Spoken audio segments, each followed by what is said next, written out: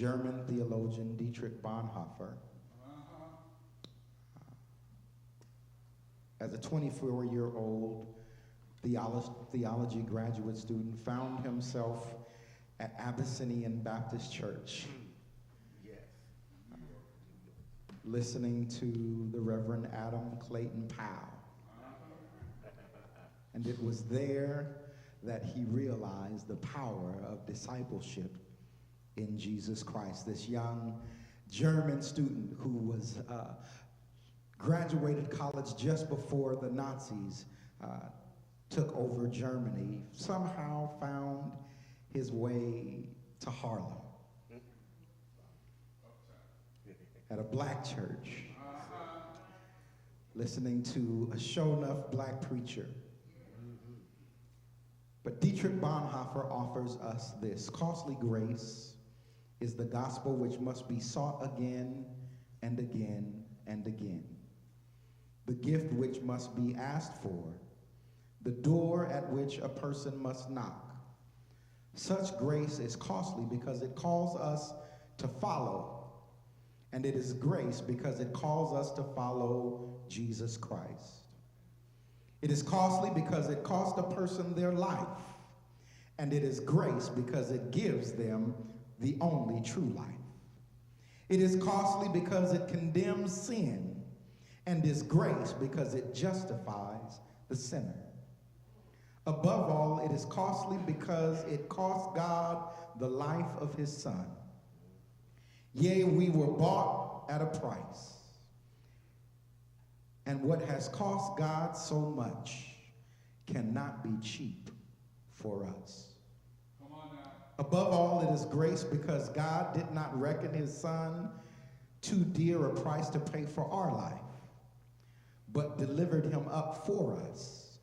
Costly grace is the incarnation of God. The Black Panther Party for Self-Defense had a 10-point program that before one could say that they were members of the Black Panther Party, they had to learn, understand, and be able to teach the same 10 points that outlined what it was to be a member of the Black Panther Party. 19-year-old Chicago chairman Fred Hampton, who was murdered by the FBI and the CIA, offers us this. Like we always said, if you're asked to make a commitment at age 20 and you say, I don't want to make a commitment, only for the simple reason I'm too young to die, I want to live a little bit longer, what you've done there is you're dead already. You have to understand that the people have to pay the price for peace.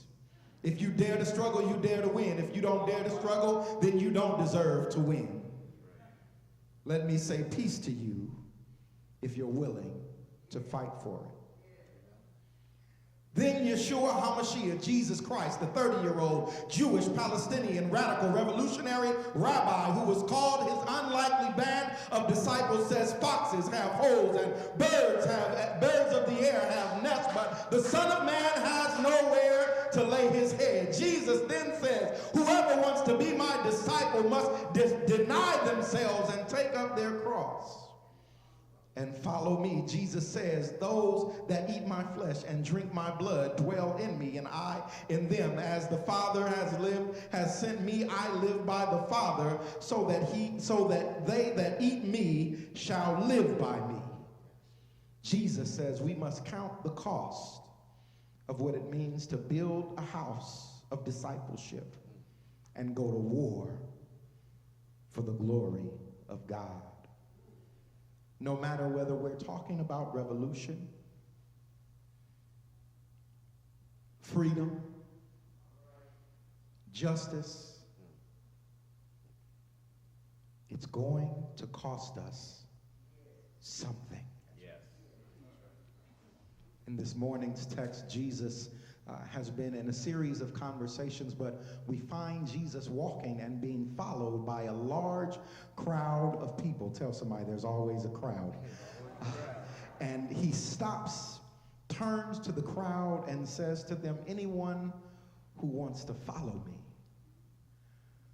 must hate their husband, their wife, Their mother, their father, their children, their sisters, their brothers, even themselves. Jesus had a way of giving these hard things anytime there was a crowd of people around him, anytime there were looky-loos, anytime there were folks who just wanted to be a part of the number. Jesus had a way of setting them straight and stopping them and reminding them that this wasn't just about showing up on Sunday. This wasn't just about coming to hear my fancy sermons. This wasn't just about walking where I walk and going wherever you heard I was going to be, but in order to call yourself a disciple, that there was a cost.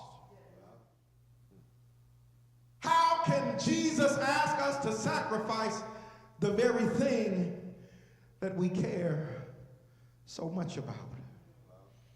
This disciple.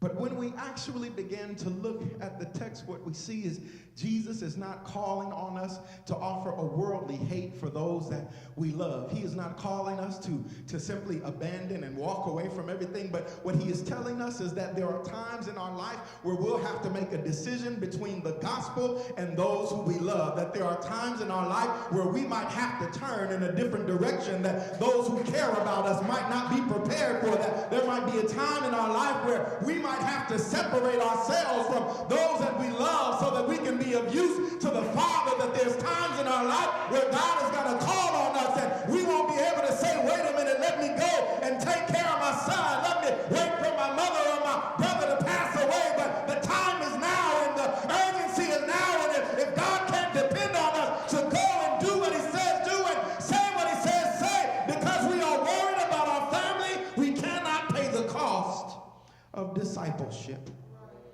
What Jesus actually is asking and encouraging us to do is to begin to look at our lives and evaluate our lives and see, are there things that will stand between us and being obedient to God? Maybe it's not your mother, maybe it's not your father, but maybe there's some mindsets that we need to step away from because they will not allow us to do what God has called us to do. Maybe it's not your child, maybe it's not yourself, but maybe there's some attitudes that we need to step away from in order to be who God's called us to be. Maybe it's not your attitude, but maybe there's some sinful living that we've been enjoying and walking in, that if we continue on and if we won't be able to glorify God and our life can't be an example. Maybe it's not your attitude or your sinful living, but maybe there's some reprioritization of our time so that we can be available to walk with God and talk with God and move with God and live with God. Tell somebody.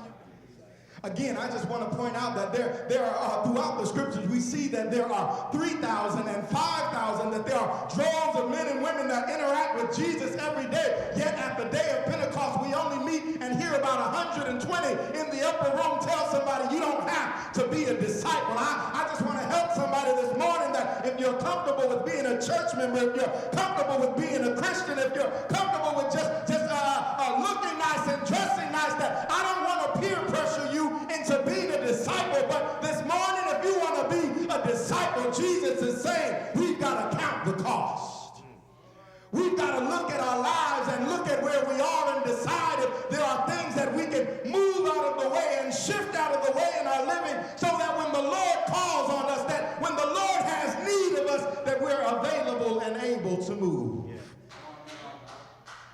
I know this is hard this morning. I was just as nervous about preaching it as you are about hearing it. I know that this is not an easy pill. Don't worry. Even in the Gospels, people were uncomfortable with this message because it challenged us to think about, am I really working for Jesus? Am I really serving the Lord? Am I just a Christian who's been healed? Am I just a person who's been delivered? Am I just a person that God served? Or can I call myself a disciple? Am I willing to make a change? Am I willing to let the Lord use me? Am I willing to reprioritize my life for the glory of God? Like I said, the scripture that we're reading this morning starts us out with a big crowd following Jesus. Like I said, we see that oftentimes there's always a bunch of folks following Jesus. Some of those folks are walking to see just what Jesus is going to do this time. Some of those folks are looking to see if they could trap Jesus in abusing or abandoning the law. Some of them are just there because they heard about who Jesus was. But in this instance, Jesus decides to address the crowd and say, listen, some of y'all are here because you want to be disciples. Is there anybody that this morning wants to be a disciple? Tell them, if you want to be a disciple, You've got to step out of the crowd. But I want to encourage you, because there's a woman who stepped out of the cloud with an issue of blood. And when she stepped out of the crowd, it was because of her faith that she was healed. I want to encourage you this morning, because there's a man named blind Bartimaeus who yelled out in the midst of the crowd. And because he was willing to yell out of the crowd, that Jesus saw him and restored his sight. I want to encourage us, because this morning there was a man with a demon-possessed son who stepped out of the crowd and said, Jesus, I came looking for you for my son. And his son was healed and delivered. I want to encourage you, because there are two sisters who stepped out of the crowd on behalf of their brother, and Jesus restored their brother to life. I want to encourage us this morning, because there's a man named Zacchaeus who was too short, and he stepped above the crowd so that Jesus could see and hear him, and Jesus came and fellowshiped with him. I want to encourage us, because there's a man named Peter who stepped off the crowded boat, walked on water. And it's on his name that the church was built. I just want to encourage you this morning. Maybe you've been a bit nervous. Maybe you've been trying to identify where you are in your relationship with Jesus. Maybe you've been trying to figure out where your place is in this thing called discipleship. Maybe you've been trying to figure out your walk with Jesus. I just want to encourage us this morning. It's time to step out of the crowd. Yeah, you can be in the number. Yeah, you could be in the sanctuary. Yeah, you could be in the congregation. But this morning, I need all the disciples to step out of the crowd. Step out of the crowd. Consider the cost. Step out of the crowd. Reprioritize.